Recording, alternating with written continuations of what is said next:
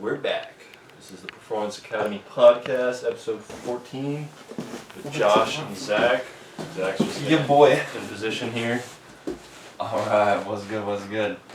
This is very exciting. Staying on track here. Performance Academy podcast. We'll start off, I guess, with talking about our fitness stuff, as we do. I'll start off. So more of the same when it comes to like running and swimming. Now, like my swimming, especially since yesterday I did another 500-yard swim, and it was my best one yet. And it's just, I think it's really just because of how like now, like all the time I put in, how comfortable I am. Whereas before I wasn't as comfortable, you know. So just like the fact that I'm comfortable in the water, that like I'm not taking any breaks, I'm not really doing anything. Like my technique's pretty dialed in, and so like I have efficient movement. Yeah, definitely. I think like.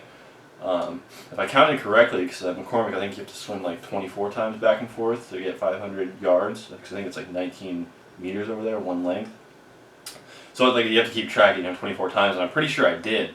I think I might even, like at one point, like I was like, alright, I'm not going to count that because I wasn't sure the number I was on, so like I'm just going to swim one more. But I got in like the 8s or something, like which is like crazy for me, because like when I did an official PST, or a 500-yard swim last Monday. I don't know if I told you about that when I went and worked out with the Navy.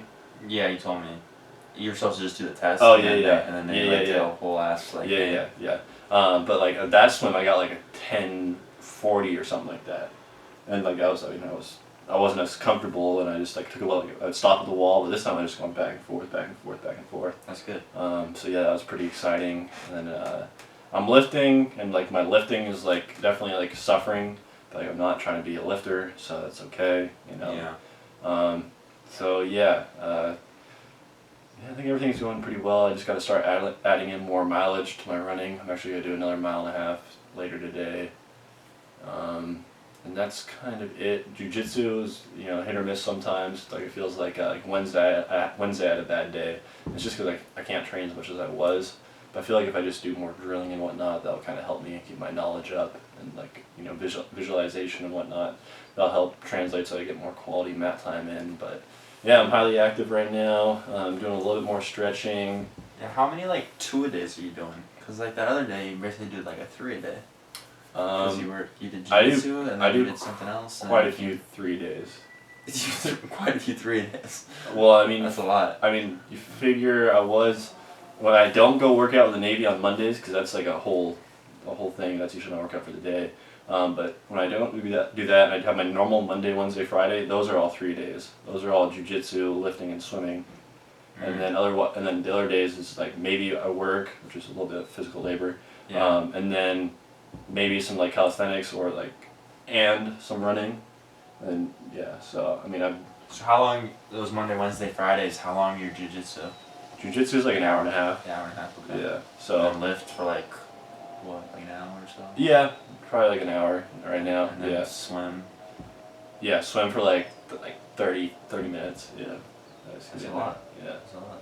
So yeah, it's quite a bit. I'm still holding my body weight, which is nice, but like eating sucks. Well, how do you feel with the recovery? That always kind of tends to be a problem for like both of us. How do you feel with recovery? You feel like you're overtrained, or you feel good? The past week, especially, like my sleep's been pretty consistent as far as like going to bed at the same time, waking up in the morning like roughly the same time. Like it's not like I'm waking up at like 10 or 9, except for today because I went out drinking last night a little bit.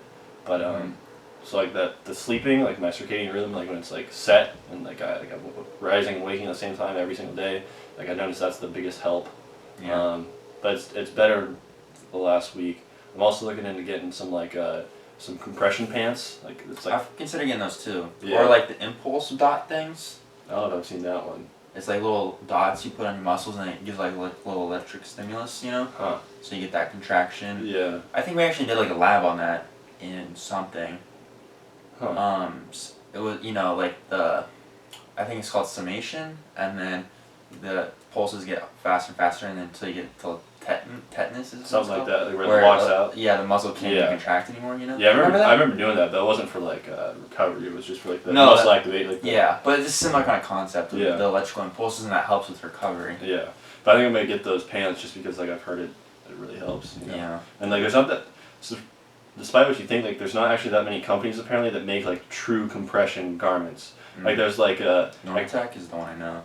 is that yeah? Because like big one, I think. I feel like Okay, I always yeah. see like CrossFit and like strongman stuff like that. I Yeah. always see them wearing the Normatec boots. But like a lot of like those Under Armour and Nike stuff, like those aren't real compression. Like those. You're talking about those big ones, like those sleeves you slip in and you like pressurize them, you know? Oh, you're talking about those ones. No, I'm talking about like they look like slide like pants, like sliders. Oh, just like work out in. I mean, you can work out in them, but from like what I've heard that like Not for recovery. You put them on after you work out, after like all your hard workouts. Okay, yeah. Like here, let me just. But not the pants that you like inflate or whatever. Normatec, compression. But yeah, I think I know the Normatec. Yeah, I'm not talking about those. Oh no, okay. Look up like 2XU. I think I follow them on Instagram. I think it's 2XU. I think that's the company. 2XEO. 2XU. 2. 2XU. Yeah. Compression pants. I don't know. Yeah. It's just like these. Yeah.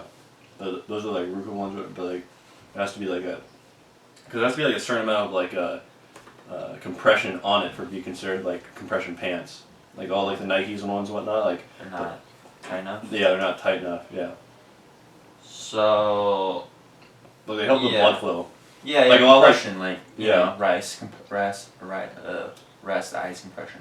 Yeah, like a lot of like diabetics and stuff like use that type of stuff to help with like their help with blood flow. Yeah. They get the pooling, they get like gout or something. Yeah, like but as far as like for like high volume athletes, like I know like they use that a lot like when it comes to recovery. So I was thinking about grabbing some of those too just to help. Power weight flex fabric. So you wear these like after? Yeah. Just chilling. Yeah, maybe do some stretching in them, just chilling or yeah. Interesting. Yeah. So I might grab some of those, and then I was thinking about grabbing like I told you, a So-Right too. But I've been just doing a little bit more stretching and whatnot, so. Yeah, look at that. It says compression rating, and it's in millimeters of mercury. So it basically kind of elevates your blood pressure. Yeah, so I think like right. the increases the blood pressure. In your. Yeah. Interesting. So, yeah. I've never heard. I mean, I guess that's how the Normatec ones work, right? I would imagine.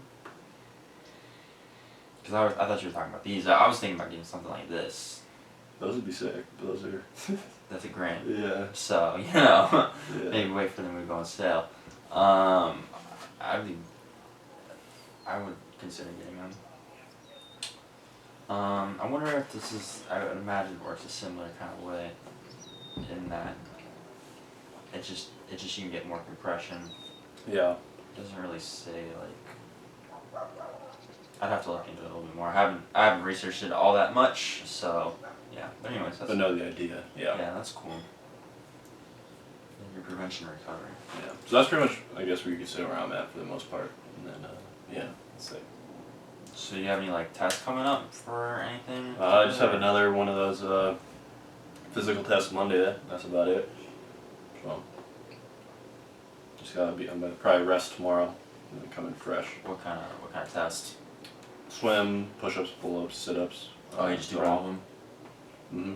They just have you go through like all the assessments? Yeah, you get like 10 minutes rest after the swim, and then like 2 to 5 minutes rest in between all the push-ups and pull-ups, and then 10-minute rest and then the run. Yeah. Oh yeah, so these are made by Hyperice. Yeah. You have their... Yep. Okay, yeah. Hypervolt? Yeah, Hypervolt. Is it made by them though? Is this made by them? Yeah. Okay. It is, yeah. Because you know, there's a million different guns out there. Yeah. Massage guns. Okay, cool. Yeah. Nice. Perfect. Yeah, I guess I'll go over my stuff. Right now, there was a little bit of a kink in the plan just because I did my 4x4x48 last weekend. So obviously I wasn't able to. Well, I guess I could have lifted on Friday, but I had a rescheduled client. I was considering doing it in the morning, but I missed that one day of lifting. But all that crazy insane cardio for sure didn't help with muscle preservation. But yeah, just sticking with the 5 days a week of lifting and 3 days of low intensity steady state cardio. Mostly doing cycling. I was adding a little bit of running in there to get ready for the 4x4x48. I haven't talked about it on here, right? No. It happened last weekend. So, yeah, that was pretty brutal. It sounds ridiculous to say, but I didn't think it was gonna be as hard as it was. like, um, like, I got through the first 6, basically halfway, because there's 12 legs of it, and I was feeling pretty good. And the sixth one was actually my fastest I did. I was shooting for like 10-minute miles, and I did that 6th one in like 36 minutes, so I was like, basically a 9-minute mile, and I was feeling really fresh. And then the 7th one was 8 p.m., and I ate dinner, and then after dinner I accidentally knocked out. I wasn't planning to fall asleep, and my dad came into my room and woke me up, and I was barely even alive, and like I was late to get out there. I was a couple minutes late, and I just put on my shoes and I started running, and I was just stiff as a board. Like I think I told you, I couldn't extend my ankles, I couldn't extend my hips. I was like shuffling. It wasn't even like a proper gait. Like it was pretty bad. And that 7th one was brutal. That was definitely the worst one of the whole thing. And I wanted to stay true to the challenge, but at the end of the day I also didn't really want to hurt myself, and I just didn't feel like that would be really worth it. This is just something for fun, to kind of test myself mentally more really than physically, and I didn't feel like it was worth it to get hurt for it. So I finished that one up. That one sucked a lot, and then the last 5 I did cycling, which was still pretty tough. I did roughly like 40 to 45 minutes for the rest of those, because that was basically how long it was taking me to do the runs. And yeah, I mean, I'll tell you what, waking up at 4 a.m. in the morning to go and like run or bike fucking sucks. Yeah. Without having to say, Especially when you have to do it at 12 and 4. Yeah. What was interesting, as I thought I was going to be so productive in between, because I was going to be up and like kind of just like, No shot. That's honestly what I thought going into it. I was like, because like Goggins, he's like I feel like he's like always getting shit done. He's just super productive and like, just getting shit done, and like he's always doing this crazy kind of shit. So I was like, oh, this is gonna like keep me like locked in, like, and mentally I just couldn't, like I was trying to get some schoolwork done, and I just mentally could not get it going. I just was like, I was just so beat. Yeah. It was pretty brutal. Yeah, that's rough. Low-key kind of upset you didn't do it with me. Yeah, right. There ain't no way I was gonna be able to do it right now. Yeah. Next year. I would be down to do it at some point, but like I couldn't do it right now. Yeah. Like all my training going on right now. Yeah. Like it did sound like, I don't know if you would say fun, but it sounded like a worthy challenge. It's not. I wouldn't say fun really. Actually, it's a challenge. It's obviously very hard physically, but it was more like of a mental thing, and that's the type of shit Goggins does, and I want to be like him. I want that mental kind of fortitude, if you will, and just so when you get into things, knowing that no matter what happens, you mentally just can't quit, And he would do the live little Instagram things or whatever, and I don't know how many times he said it, but it was like, just don't quit. And I mean, like for real, when you're up at like 4 in the morning, just running, you're like, what the fuck am I doing right now? Everything in your brain is telling me just like stop. Yeah, why are we doing this? Why are we doing this? Yeah. Mainly, I just did it for the mental part of it. If I can do this, what's a triathlon? What's this, that, and the other? Physically, you can push through this. You can push through a few hours of being uncomfortable. Yeah. So that's ultimately why I did it, and I got it done. That's what it's all about. And I like doing things that other people don't even consider or think is ridiculous. Like I told a few people that I was doing that, and they'll just look at you and like shake their head, like they don't get it. People don't get it. It doesn't even comprehend. They can't even comprehend. Like they're like, wait, you said 4 miles every 4 hours? They're like, even in the night? It's like, yeah, even in the fucking night. It's 40 hours. 40 hours, there's multiple nights that go into that, you know? And that's fun to me, you know? You know those like mud runs or like those Spartan races? When I was teaching Fit Zone at the Y, a lot of those like moms or whatever, they were doing that, and they're like, oh yeah, you should go and do that. I was like it's cool, but like It's moms too easy. do that shit. Yeah. I didn't want to say that to them, but I was like, you guys are doing that shit. Yeah. Like I'm not, like I'm trying to do some shit that like not everyone can do. Yeah. That's why I do Exactly. triathlons. That's why I want to do this. Exactly. You know, I'm sure a Spartan race is hard. It's challenging or whatever. But it's But, recreation. like, It's super recreational. It's very like just like regular ass people do that shit. Like pay for your picture bundle and post them on Instagram. Yeah, You know? Pay a little yeah. extra 130 for your picture bundle and post them Yeah. on Facebook. I'm not trying to do regular shit. Yeah. Like I'm trying to do hard things. Yeah. That was another thing when while I was working at the group exercise place. They were asking me like, "Oh, do you Spartan race and whatever?" I was like, "No, like I'm training for a triathlon right now." And they were like, "Oh, we're big fans of like the obstacle course races." I was just like, I like. I'm not gonna knock it because it's good that they're getting out there and doing it. But like those are the people who like they want to be hardcore, but they're not. Like they're like, oh yeah, we get after that. It's like, Well, oh, yeah, that's, I mean, that's cool to that's- have fun with it, but like a lot of people do that. You know, like A lot of people do that. I bet I you mean- try something else. You know, go for the next step. You know? Yeah, yeah. I mean, it's definitely definitely a scale up compared to average life. Yeah. You know, Same. and the average person that's not doing anything. You're definitely above, I'd say probably 95% of people Yeah, doing true. one of those. But you know, I'm trying to go harder. You know, Yeah. is really all it is. So yeah, that's why I do those things. You know, I like to do things that people can't and Or don't can't- think they can do it. Yeah. Especially, yeah. they can't even comprehend. That's fun for me. But anyways, it's kind of a little tangent there. I'm excited for my 4x4x48 shirt to come soon. I'm gonna Nice. wear that shit. Speaking of that though, Mr. Miles Demian from the Y, he I put it out there. I was like, if anybody wants to support, donate to charity, or if you want to like run with me through any of my legs, I'd appreciate it. Frankly, Miles, shout out to him. He was the only one that said he would be willing to, but unfortunately, he had something come up. His sister's birthday, and then his family planned a trip out of town. So that weekend, so he was not able to come, but he really wanted to, and he felt he was upset he couldn't.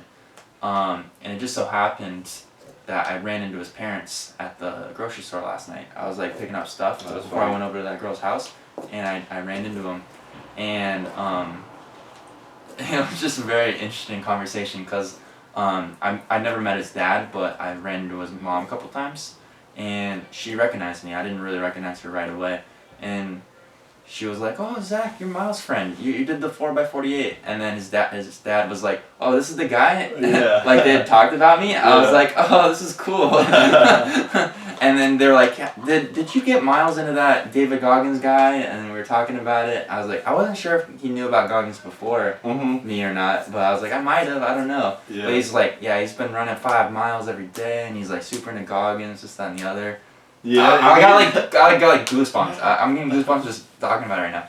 It's really cool. That's funny. He got into it like that. That's Yeah. So and then I told him I'm planning on doing it like annually with Goggins because he's gonna turn into an annual thing. This was the second one he's done. So yeah, next year. I'd be down. All right. You know, And- like schedule that I can. I would do it. Yeah, I think like early March is kind of like when he plans to be doing it every year. So. I would actually I would train for it though, like the mileage, just for like your joints and whatnot. Yeah. That's why my cardio base is already very good because I've been doing this for multiple months now. With the ankles and joints. And Yeah, but that's why I should have done a little bit more because it's different. obviously I only got through 7, so maybe I need to just cut all the cycling out and do just running, but I don't know. I just like cycling more, so it's like it was hard for me to cut it out completely for that. But anyways, Yeah, it was pretty cool. That is a fun challenge. And then Miles' mom was like, oh yeah, you guys gotta do something else, like maybe a triathlon or something. I was like, a matter of fact, the YMCA is doing a sprint triathlon April 18th. And I'm doing it, and I'm trying to convince one of my client David to do it. And I was like, oh, if he wants to do it April 18th, why? Mm-hmm. Tell him about it. I was like, I'll DM him too. What's the distance on that? So it's a half of Olympic. So it's 800 meter swim, 13-mile bike ride, and it's on a stationary bike there. And then a 5K, so 3.1 mile run. You should do it. Wow. You could do that. I could do that. Why does it gotta be a stationary bike though? Like that's like... Because I figure they just don't think that most people have like a road bike or like I guess. a proper type of bike to do that in. What I was thinking about doing maybe possibly is talking to Christina, because I think she's the one kind of coordinating it, and be like, hey, can I just do my road bike for this? Can I just get a 13 mile whatever? So is the swim at the pool at the Y? Yeah. So and they're not expecting that many people? Well, they're gonna have like blocks. So like, get this. For whatever reason, they're gonna let teams do it, and one person gonna do each leg of it, which is ridiculous. Like, it's not really triathlon at that point. But is that mandatory? No. Oh. You can do singles. So they're gonna have like the team people do it in the morning, like 8 to 12, and then they're gonna have the solos do it 12 to 4. And so Why not have like the solos do it in the fucking morning? You know, like I feel like the morning's like when you want to do one of those. You know, like yeah. people are gonna get after it, get it done in the morning. Like you run marathons in the morning. You Yeah. do triathlons in the morning. Yeah. Let the recreational folks come in that afternoon. You know. I agree. And they drop their kids off at soccer practice or something. I agree. I'd rather do it when it's cooler out for sure, as opposed to like midday. Yeah. But you know, it is what it is. So I was gonna talk to Christina about possibly just doing it on my bike, because I'd honestly rather do it like that than on a stationary. And then the run, yeah. So if you want to, I'm trying to get a squad to do the triathlon. That'd be 4 of us. We can maybe recruit some more people. It's like 5 weeks out, so you know you have a little bit of time to prep for it specifically. Yeah, and it's nice because it's gonna be right in the middle of my triathlon training, and I'm gonna preload all my like sprints and more anaerobic capacity, like higher intensity stuff towards the beginning of the mesocycle. So that'll prep me for the shorter distance sprint one, and get ready for that. And then I'm gonna have my full size Olympic one, May 16th. So that's what I'm planning to do. Yeah. Shooting for I think an hour and 20. I think I'm gonna do the sprint in an hour 20. Yeah. Yeah. It's a little ambitious, but Yeah, 800 meter swim. You said. yeah, It's doable. definitely. So yeah, that's it. Very nice. Right on. Alright, cool. What else we got? Cross that off there. I'll just talk about a few things I got going on, fitness related, but not really current events, before we get to current events. I've been doing a shit ton of CEUs for 489D, and one I came across that was pretty cool was the body swing connection in golf. And I took that. It was a pretty cool course, and I learned a lot. I was kind of expecting to be kind of some bullshit, but it talked about like the swing mechanics and different postures, like kyphotic posture, lower dosis. I would be interested. I would actually be interested in that. It's an ACE one.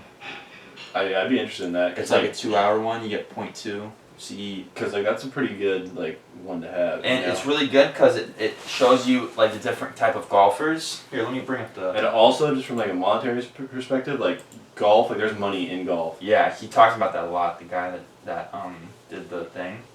He lives up in like the Oregon area, and he said he has like literally gyms just dedicated to like rotary sports. Not necessarily just golf, but like pitchers, throwers, baseball players, footballs, any kind of rotary sport. Because it's similar kind of mechanics, And he has multiple gyms based around that stuff. and he talks about it a lot throughout the course. It's a niche kind of market, and not a lot of people are in it, and you can make pretty good money doing that. So I was like, bet. But off the rip, they talk about like the mobility stability model, which is cool. It's and then they go over assessments like lat length test, pelvic tilt, seated trunk rotation, overhead squat, pelvic rotation, power testing, all these different kind of assessments. And then they go over different type of golfers. So golfer A is like S posture versus C posture. C posture is, kyphotic kind of, shoulder blades protracted, that type of thing. And then S posture is tight lower back, inhibited core muscles. And it explains when they have these different kind of postures, like their limitations and their swing flaws, like what happens throughout their swing and the projection of where the ball goes based on their posture. And then B is like hanging back / reverse swining, and then golfer C is like early extension. And they just explain all the different flaws and how to assess and look for what type of golfer they are. And then they also explain this video analysis tool. I think it's called V1. I downloaded it, but I haven't really used it yet. Haven't had the chance. And then they give a lot of different exercises for improving their limitations. And then they also give some business stuff at the end. I would highly recommend. It's pretty cool. So it's ACE what? Like ACE? It's just the ACE CE. Well, they call them CECs. The body swing connection? Yeah, body swing connection in golf. Yeah, I'd be interested in that. Look it up on there. It's pretty legit. Because my one client I was training with, like, remember last year, the guy with kind of like the disability, his hands all messed up. Yeah. Yeah, he was a golfer. Oh, really? Yeah. So I mean, it's kind of hard to figure out exercises sometimes or like work around it. But like we were doing some like rotary stuff and some power stuff. But and I did find some exercises that would help, like translate to golf. But I'm sure that's just more like in depth and thorough. Yeah. And like that's something like when I was training him, I was like, I would be interested in like. Well, I play golf, and a lot of my clients play golf. My dad, I've been training him. My dad's friend, he plays golf with my dad. And then my client David that I brought up, that's possibly doing the triathlon, he's a golfer too. So I was like, because I was trying to find CEs that actually like are meaningful, because I gotta do a shit ton of them, So I was like trying to find some that I actually I can kind of pull something from. And that was a really good one. And then also, he brought up, if you want to go a little bit farther into it, he's certified through the Titleist Performance Institute, TPI, like a certified golf instructor or whatever, like a specialist. So did I tell you that he's technically my nephew, but he's older than me. He's a golf, like a course pro at Pelican Hill. I think you did tell me about Yeah, this. now he's a special event manager now too. But like they paid for him to like go to like I don't know what it like they actually teach you how to like break down like a swing and like be like a like a legitimate coach, like a course pro. Yeah. So I'm sure that's like he learns a lot of that stuff as well. I'm sure. I mean, he doesn't have like a personal training or like a kinesiology background, but like, just golf. So. Well, they were talking about it like at his facility. He has all different kind of a continuity of care, almost kind of like we were talking about last week. For the golfers, you have your like your golf expert, like the person that's helps you with your swing and like on course technique, like on course kind of stuff. And then you have your trainer, who is more like physiological, like making sure you're training and how you're performing and like the physiological kind of aspects of it to prep you. And like improving like raw strength and power, Yeah, and then mobility, stability, So you can develop a relationship with like course pros and like those guys to like And that's essentially what he was talking about. Yeah. And then more on like the medical side of it, like massage therapist, this, that, and the other. I forget all the exact titles. But he has like that whole continuity of care, like 4 or 5 different experts that report to this one particular golfer, and he works with a ton of PGA Tour guys. I forget the guy's name. I followed him on Instagram. He's really cool.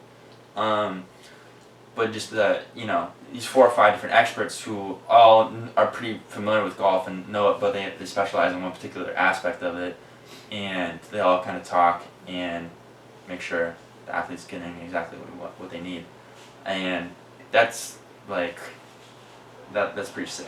That's something I'd like to kind of eventually work up to. Yeah. Yeah, it'd be interesting because my certification's actually expiring in 6 months. Yeah.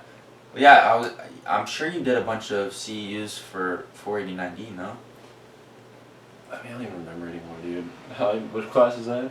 489D is the last one you have to take, your last semester. Oh, yeah. It's the, Oh, yeah, it's like, I think, yeah. I forget what the title of it, but it's like professional development or some shit like that, maybe, I don't know. Yeah.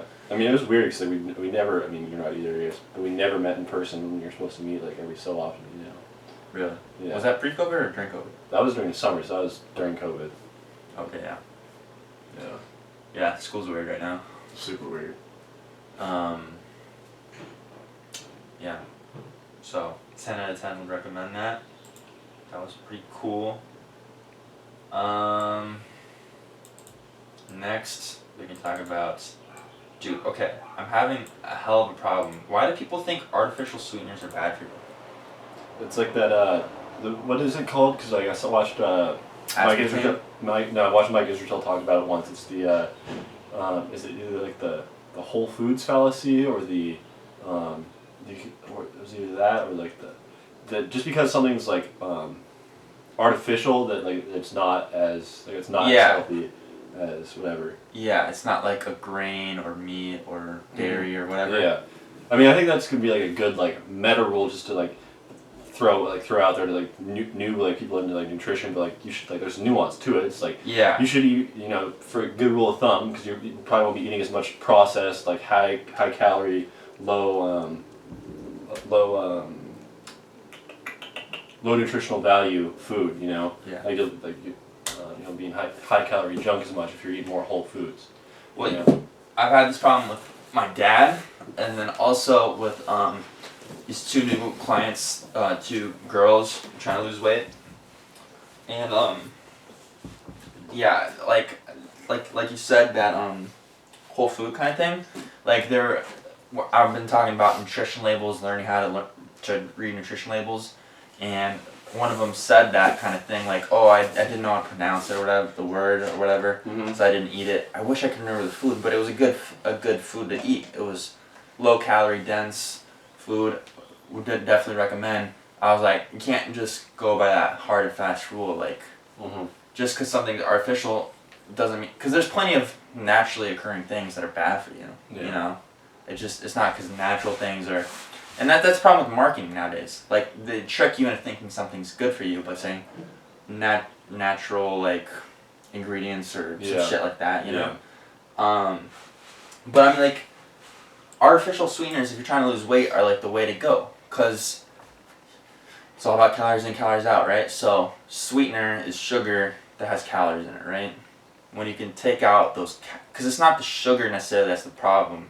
I think Doucette actually made a video about it. It's not the sugar necessarily that's the problem, it's the calories that are associated with it. When you eat sugar, it's 4 calories per gram, so it's the calories. So if you can take those out with some artificial sweeteners and still get that taste, but not get all the calories, you're looking good, right? You know?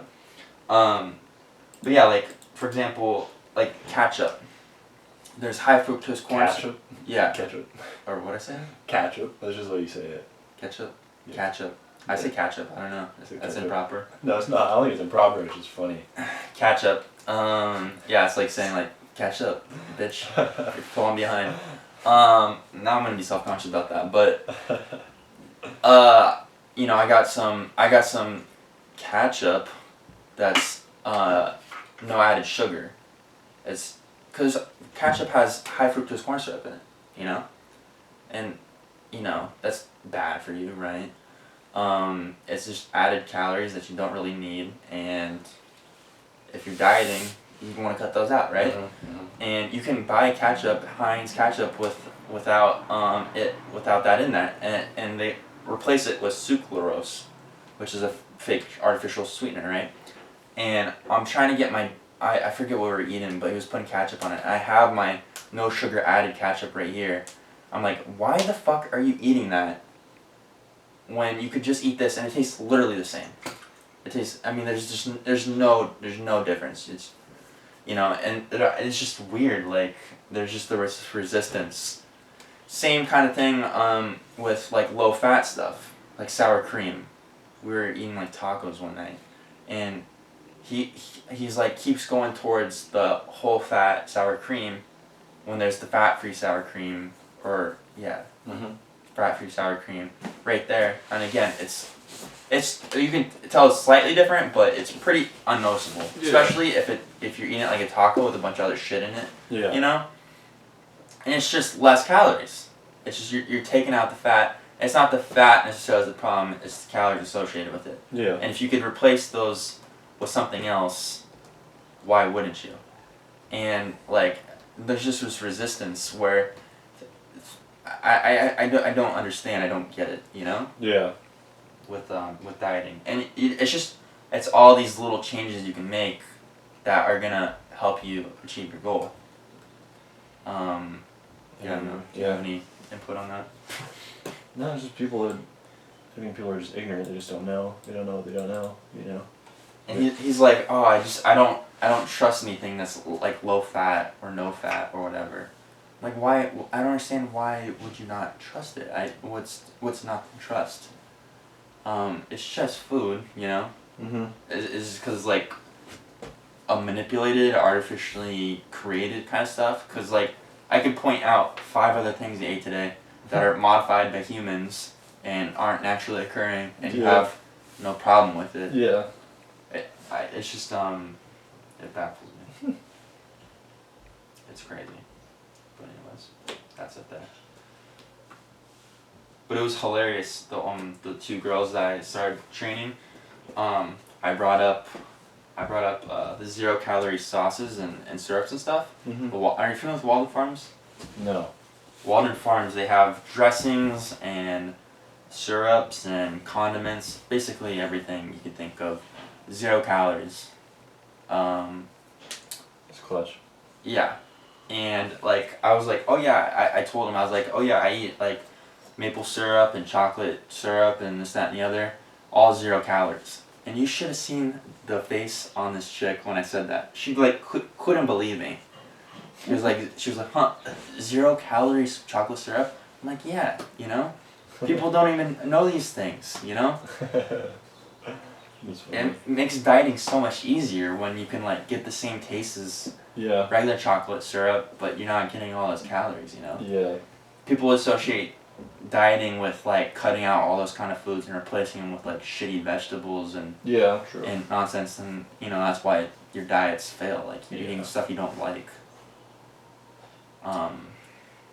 Gotta educate these people. Yeah, gotta let them know. Gotta let them know, man. Alright, that's it there. Dude, last one before we get to current events. This isn't really fitness related, but it's pissing me off. Is the face shield situation. Oh my god. So, I work at this internship for 1 more week now. I ended up quitting. I'll just tell a story real quick. So, I work at this internship where I take temperatures when people drive up. And then they just go off and do their work or whatever, And I worked there for months, and for the longest time, all we had to do was wear regular just masks, which is fine, whatever, And then just recently, like about a month ago, they started having us wear face shields. And first of all, that doesn't even make sense, because the reason none of these people have any kind of medical background, they don't understand. The reason you wear a face shield is not to protect those people from you. The reason you wear a face shield is to protect you from the patient from splatter, like bodily fluids. Mm-hmm. That's why you wear a face shield. Alright? I have a background in EMT and medical stuff.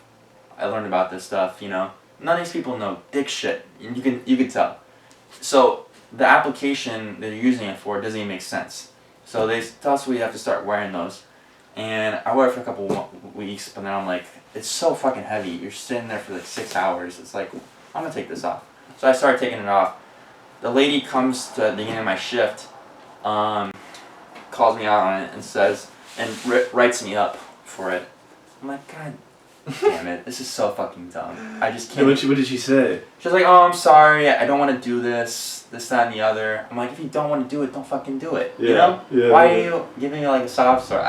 Yeah. I don't care. You're writing me up for some bullshit right now. I don't care. And she's like, I don't want to do this, that, and the other. And I'm like, fine. And then I even called her out on it. I said, you guys have a board in your lobby that literally shows all different kinds of face masks. And on there it says, don't wear face shields. They're not effective. Mm-hmm. And then you guys are telling me to wear a face shield. On top of a mask, too, which is just so dumb. It's inexplainable. Yeah. And she couldn't explain it. She was umming and ahhing and just stammering. Can't give me an answer. And I'm like, what are we doing right now? Good for you. I'm so happy for you. I was like, what are we doing right now? This is so fucking dumb. I can't even fathom it. And then I'm just heated after that, right? And then I was thinking, after she walked away, I was thinking, the kid that was standing there at the station that I relieved, when I walked up, he wasn't even wearing the fucking shield. No? She didn't say anything to him. Hmm. And then I went there yesterday too for my shift, wasn't wearing it again. I was like, I wanted to, like, I don't want to press him. So are you done there now? I thought you said you quit. Next Friday is my last one. I put my 2 weeks in. I was gonna do just the sayonara one, but I was like, I should, because I need them to sign off on the hours at least. So I was like, let me kind of be respectful, you know, even though they're being dickheads. You know, so I put in my 2 weeks. So that was my second last one. This upcoming Friday is my last shift. And so I went in yesterday and I was about to ask him, like, hey, are they like giving you a hard time about the shield thing? But I didn't want to start pressing the kid. It's not his. Yeah. You know, it's not. He has nothing to do with it. You know. Yeah. It's these fuckhead corporate people. You know. Yeah. It's insane. Yeah. And then on top of that,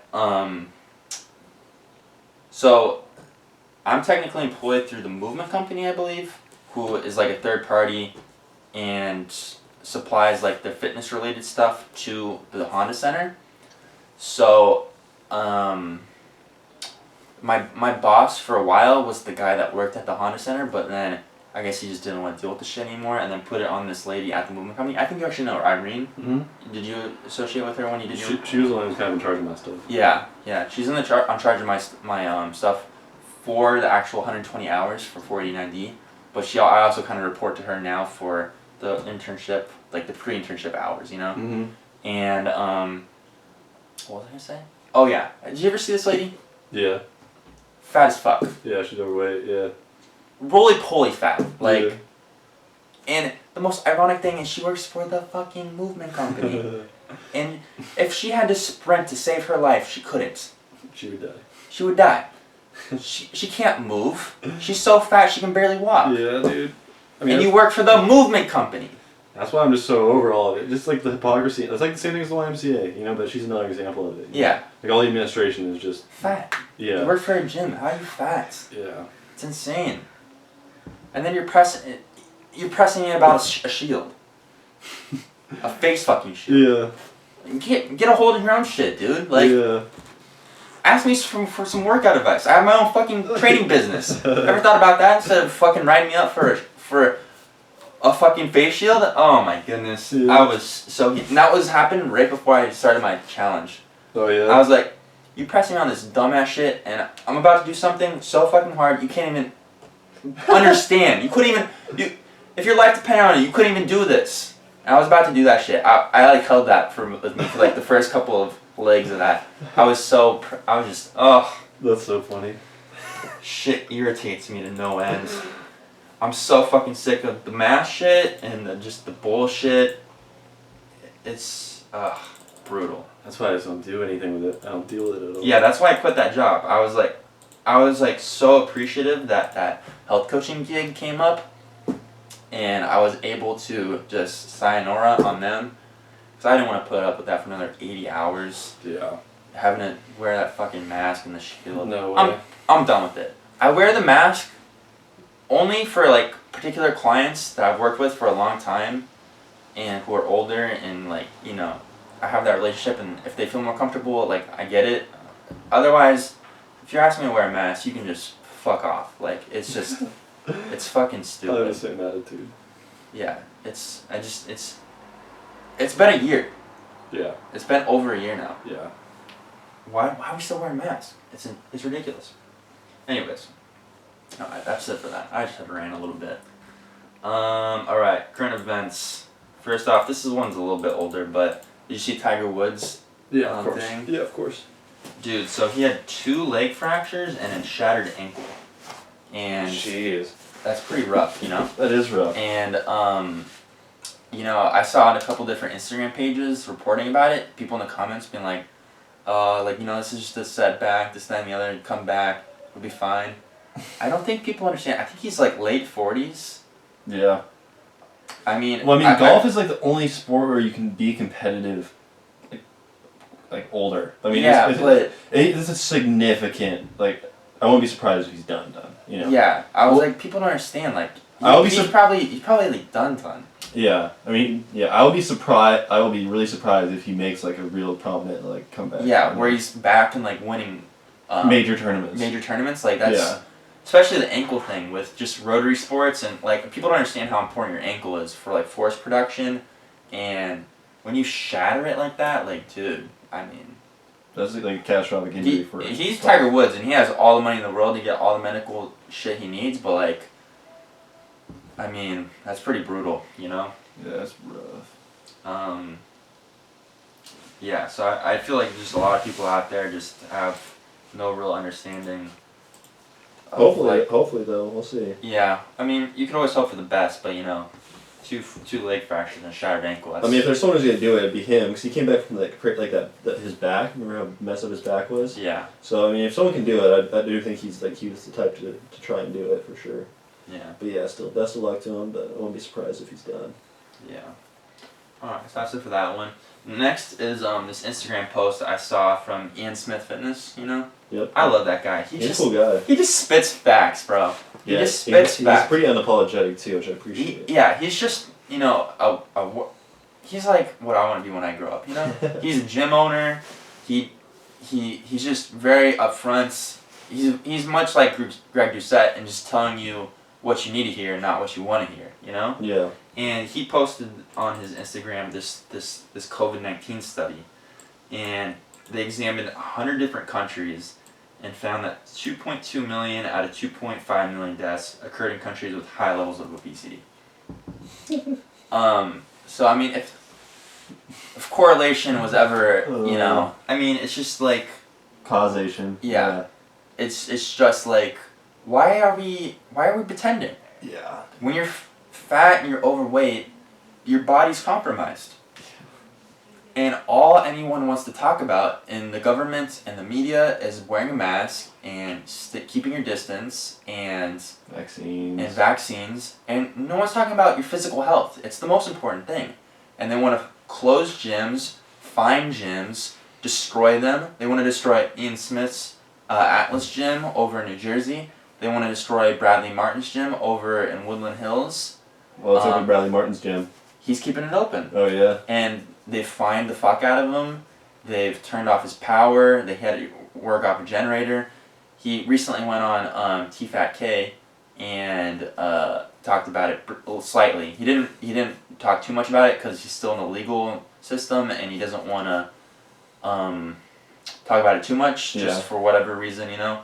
But, you know, they've given a lot of them problems. And, you know, he had a really good point too, is that for whatever reason they allow like you to make content, like content creation is for whatever reason under COVID allowed, but gyms aren't allowed to be open. But the point he was making is that tons of fitness influencers go to his gym and make content. So it's like, well, this is allowed, but gyms aren't allowed to be open. So like, which one is it? You know? Yeah. Which is a very good point. You know, he makes a lot of content. I bet dozens and dozens of fitness influencers go there every day to make content. Yeah. And yeah, man, and he talks about it too. You know, this really, I don't have quite as crazy story as him, but he talked about it, about how his dad took his life when he was really young, and the gym was a big part of what how do I say this? Of what he did to kind of keep his mind off of it, and how do I say it? I don't know. Like just that was like his coping mechanism, I guess. And he met a lot of cool people and like father type figures through the gym, and he was saying that he keeps the gym open for kids that might be going through a similar type of situation as him, where the gym is where they meet all their friends, and the same kind of what he went through. So, you know. And they're trying to take that. Yeah, it's messed up. Yeah, so what I think he's doing is great. Same with Ian Smith. And the obesity thing, yeah. It's just like, no shit. You know, I reposted on my Instagram story. You know, no one wants to talk about it. No one wants to admit it. And it's just very strange. I don't get it. Yeah, believe me, yeah. I'm there with you. It's insane. That's why I can't pay too much attention to it, because I'm just getting mad at everything. So, Yeah. I just try to handle mine and, you know, whatever. Countries that have, like, dealt with COVID well, however you want to say that, like Australia, Vietnam, Japan, China, they're all low levels of obesity throughout their countries, you know? Mm-hmm. And, you know, I'm sure there's a ton of factors that go into dealing with COVID and whatnot. Population numbers and whatnot. Yeah. And a million different things, but, I mean, the correlation is just so obvious. It's, you know, and we already know obesity is the comorbidities that go with obesity, like heart disease, cancer, cardiopulmonary diseases. There's just a million different things. So it's like, of course, you know? Anyways, I could talk about that till I'm blue in the face. But, yeah. Alright. Last one here. I thought this was very interesting. Have you been listening to the recent, like, MMA guests on the JRE? He did have quite a few of them on. He's had quite a few. I Like Cody Garbrandt. I listened to a little bit of his. And then I was just, Corey listened Sandhagen. to, yep, I listened to a little bit. Yeah. And then Black Beast. Derek Lewis. Derek Lewis. That was the best one. I haven't listened to Derek Lewis. That one just came out yesterday. Yeah.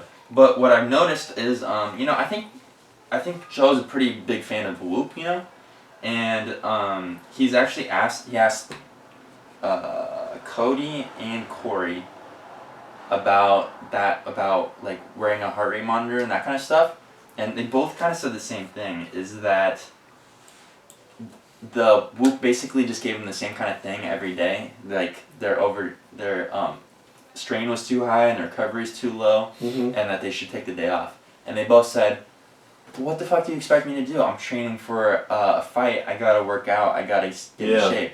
Yeah. I thought that was very interesting. What do you think about that? Because I have my take on it.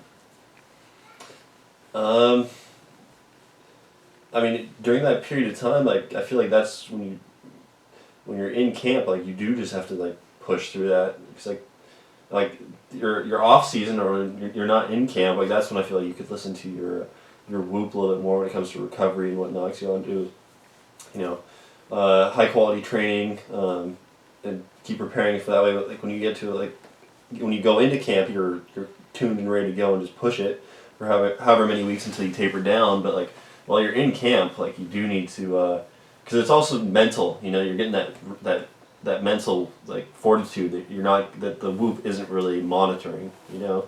So, like, you have to push yourself through when your body's kind of compromised, maybe not excessively, because then it'll have negative effects on performance, but... well, that's what I think the problem is.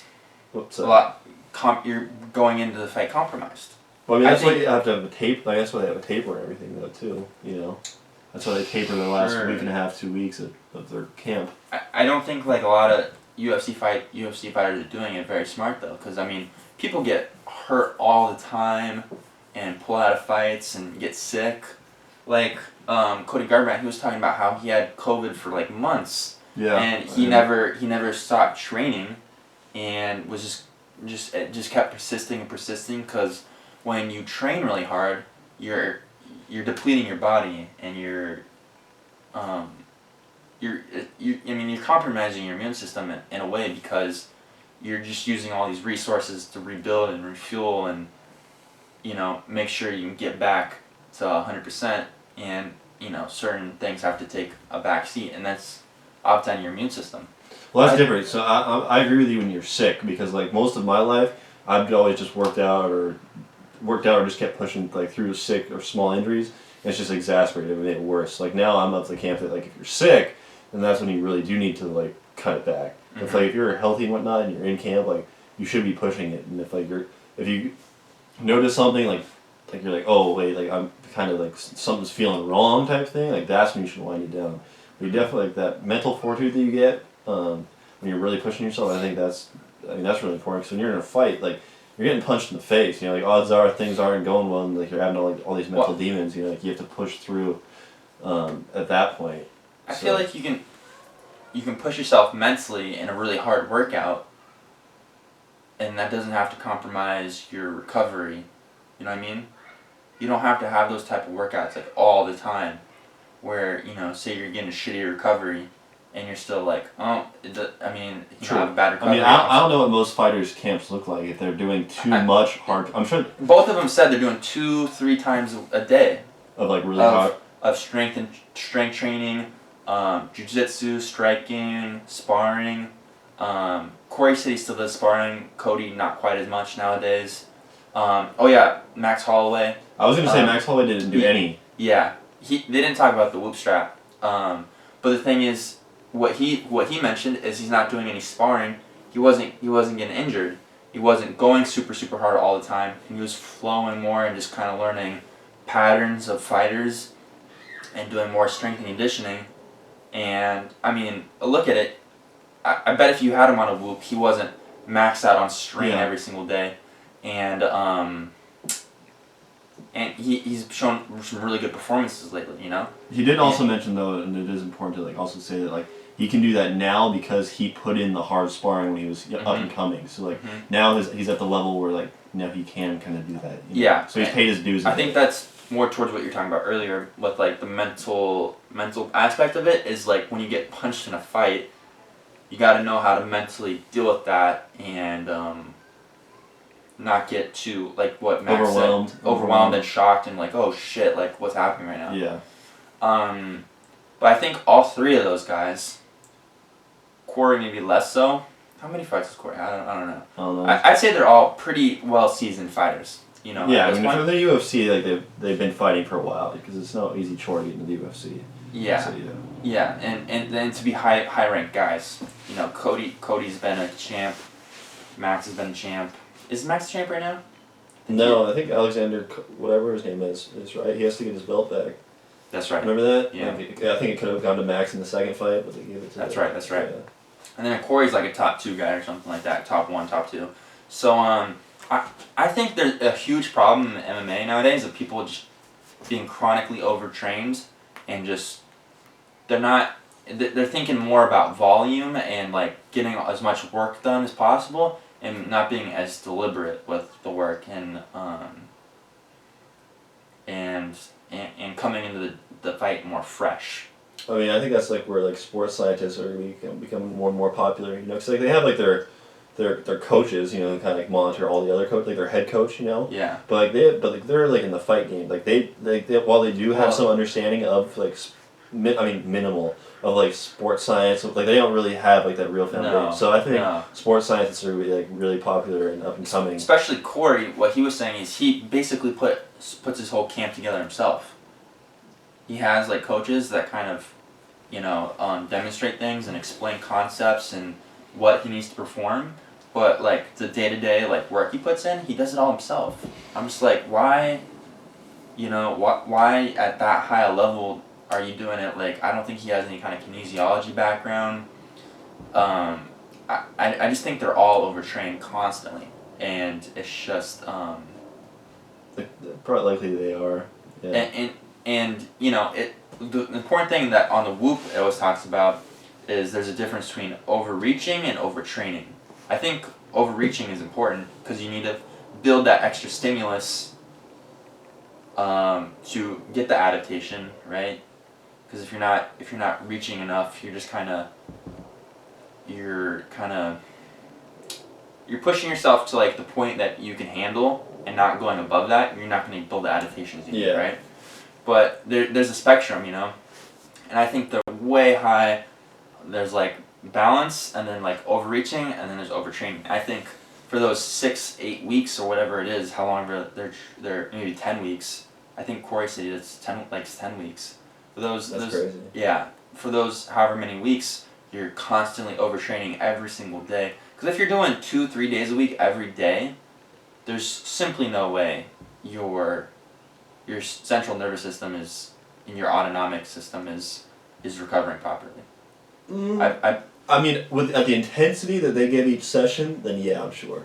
But I think you can do 2 to 3 days, 2 to 3 times a day, if you modulate your intensity properly. And like there's a lot of like technique and movement as opposed to like hard sparring. Yeah, in all those sessions. Or if like one of those sessions is also like say like yoga or like stretching, like active recovery sessions itself as well. Yeah, with all those guys, I don't think any of them talked about any active recovery. Yeah. And then only one that really talked about like flows and lower key like drill type stuff was Max.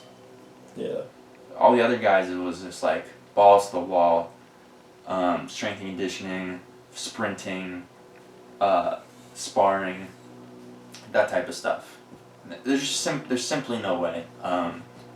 And I think you're going to and then they dehydrate themselves 48 hours before they fight, which is fucking terrible for your brain. I think all of them are just chronically overtrained and just depleting their body. Because Corey even talked about this, like every day he's sore, it just feels like shit, and then he's like, it's not until like a week or 2 weeks before the fight I start feeling like an actual athlete. That's what he said. Mm-hmm. Well, you shouldn't feel like, I know you're training hard, but you shouldn't feel like that depleted for weeks and weeks and weeks. Yeah. In my personal opinion, like. Yeah. It's just too much. And then they're just denying the data and the science that the Whoop is showing you. It's just numbers. It's not like it has a bias to make you lose the fight. Yeah, you know, it's just data. Like it has no bias, right? It's just numbers. And these numbers are showing you that you're working too much. But then I think it's just that mentality in MMA where it's like you got to put in the most work. Yeah. And it's just you got to focus more on the quality and like be more decisive, or not decisive. What's the word? Fuck, another D word. I can't think. More just precise with your training, if you will. Yeah. Anyways, that's what I got on that. Well, I thought it was very interesting. Both of them had the same kind of thoughts on the Whoop strap. Yeah. And then with the Black Beast, Mr. Derek Lewis, you should listen to that one. It's a very interesting one. You know, he was incarcerated for 2.5-3 years. I forget exactly how long. No. And yeah, man. He's entertaining, so I definitely will watch that one. Yeah, he's a very cool dude. He was locked up for like aggravated assault or something, and man, his story is pretty crazy. But he talks about all these, man. If I just had the chance to work with any of these fucking people, it would be insane. That'd be sick. But he's talking about doing cardio and stuff because he's just a freak, like power athlete. He's gigantic. He on his chest he has Knockout King, right, or something like that. Knockout something. He has the most knockouts in heavyweight history, and he just puts people to sleep and like deep into fights too. Yeah. He's not like a one round, like a round one type of like butterbean type guy. Like he deep into fights has knocked people out.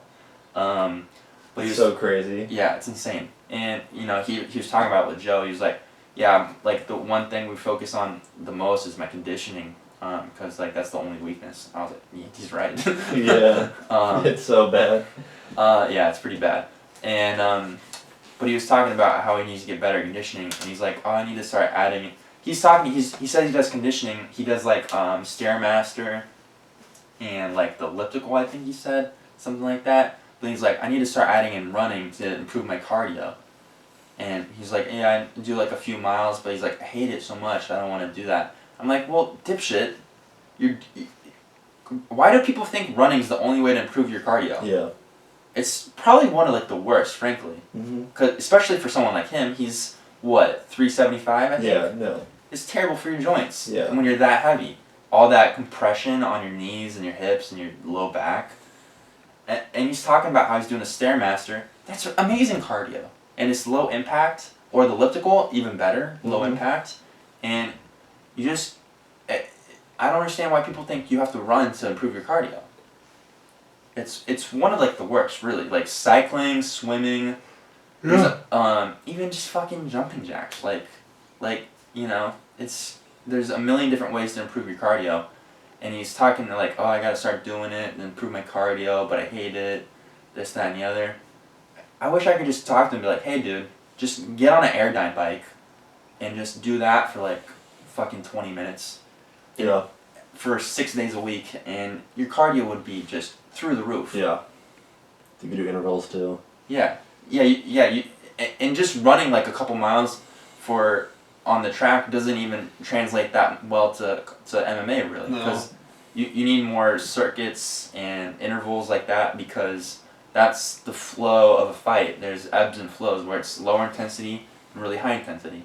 And it's not just a constant like 140, 150 beats per minute for 20 minutes, you know? I mean, it's go ahead. it's like 15 minutes max, maybe 25 minutes max, but he doesn't really fight in championship fights all that much. So 15 minutes of just like, 190 and then bring it down maybe to like 150. And then 190 and doing that maybe like 20, 30 times, you know? Yeah. So what you say? I was gonna say, I wonder what, cause remember Alencar? Like, I wonder what she does with like MMA athletes. Cause remember she said she worked with them. Yeah, that's a good point. I should reach out to her. She's actually, she actually kind of hooked me up with the health coaching position. She's the chief medical officer or something for that company. What the heck? Yeah. Huh. Yeah. It's like a telemedicine company. And she's the chief medical something or other there. And she posted on Beachboard. And then I reached out to her to make sure it worked for corporate hours. And she said, yeah. And then when I did my interview, the lady that was interviewing me, she was like, oh, let me reach back out to Dr. Alencar and see if you can get in the program. I was like, wait, what?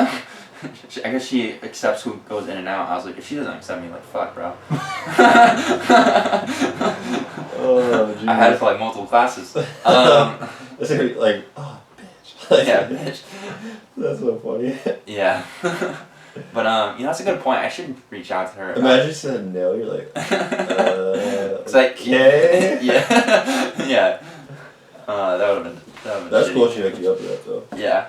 But yeah, and I want to know, because she does, I remember her saying she works with, like, MMA athletes, and, like, Yeah. her husband is, like, works with John Jones or something like that, or Yeah, jiu-jitsu coach or something. I don't know. He's a jiu-jitsu guy, I'm pretty sure, right? Yeah, that's what Dux said. Yeah. So I should reach out to her and see like what she does still, and maybe Yeah, that would be sick. maybe possibly doing something like maybe just even if it was an internship type thing. Imagine getting a job at the Apex. Oh, dude. That'd be sick. That'd be fucking bananas. Yeah. Living, you mean like the one in Las Vegas, right? Yeah. Yeah. Living in Las Vegas, working with like just the elite of elite athletes every day. Sick facility. Yeah, and all the technology they have there, they have everything. Yeah. Man. It's insane. That'd be crazy. But yeah, I want to reach out to her and see like what kind of maybe connections she has, and true. if I can somehow even just like watch, see how she goes through the Do process. it. I mean, true. They say it's who you know, not what yeah, you know. that's really all it is. It's the connections. It's the connections you have, not really the education you have. Yeah, although you do oftentimes need it, but you need to have the connections to go with it. Yeah, I'd say it's second fiddle to who you know. Yeah. Personally. Yeah, probably. You gotta know the right people. But yeah, man, that's all I got. And we did an hour and 10, so that's pretty good. Nice. Yeah. Anything else to add? No, I don't have nothing to add. This was lit. Yeah, that was cool. Oh, I think that just went out too, so perfect. Did it? Yeah. Perfect timing. Look at that. All right, fantastic. This has been the Performance Academy podcast with Zach and Josh. and we will see you guys next time. Peace. Latest.